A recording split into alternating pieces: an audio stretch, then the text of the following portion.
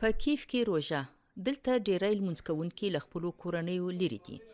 33 کلن اسماعیل کورت تاتار دی، کوم چې د کریمیا بومي اوسیدونکي دي.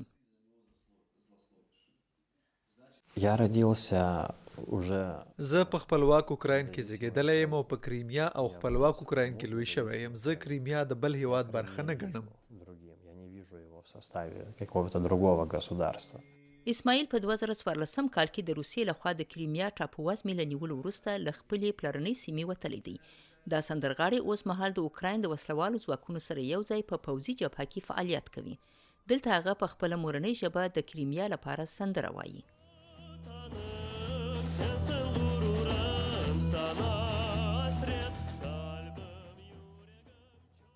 خپل کور ته ستنېدل اوس د هغه لپاره ناممکن شوي دي. تر 2014 کال پورې په کریمیا کې خلک آزاد وو. که اوکراین په هغه وخت کې له موږ سره مرسته نه کوله، لږ تر لږه به یې مداخله نه کوله.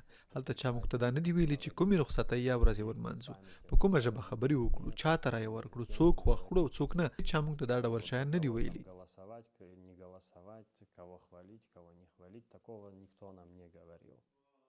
تاتاران له سلونو کلونو راهیسې په کریمیا کې ژوند کوي. دوی د ستالین په وخت کې د تعقیب او تبعید سره مخامخ وو. د پخواني شوروي اتحاد سقوط دوی ته د بیرته راستنېدو فرصت ورکړ. یا د ازادۍ نور دوام ونه کړ. تاتاران بیا په 2014 کال کې د روسیې لخوا د اشغال راهیسې یو ځل بیا له تعقیب او ځورول کېدو سره مخامخ دي او د سیاسي بندیانو تر ټولو لوی ګروپ جوړوي.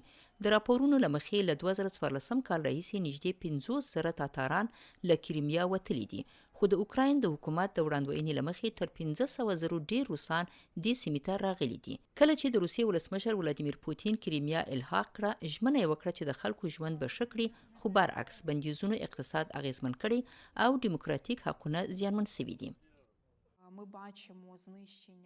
موږ د کلتوري میراثونو ویجاړولو، په تعلیمي مرکزونو او یا هم په ټولنه کې د مورنۍ ژبې د کارونې نشتوالی وینو.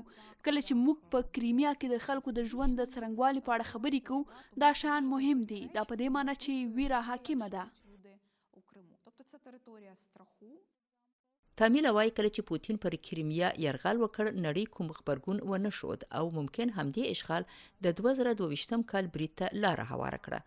نن ورځ د کریمیا آزادول د اندېښنې وړ ننګونه ده، مګر د اوکراین د حکومت لپاره دا مسله مطرح نه ده. په دې کې کوم شک او تردید نشته چې یوازې د ټولو سیمو آزادول به موږ ته سوله راولي. تر هغه چې اسماعیل کریمیا ته راستون نسی، سوله به نه وي. زه په خدای باور لرم او امید لرم چې هر څه به سم شي. د هغه په اجازه به کریمیا بیرته اوکراین ته راشي او زما په څیر خلک به ورته لاسرسی او خوندي لاره ولري. د کریمیا تاتاران اندېښمن دي چې د اوږدې مودې اشغال ممکن په سیمه کې د دوی د خلکو ژوند پای ته ورسوي.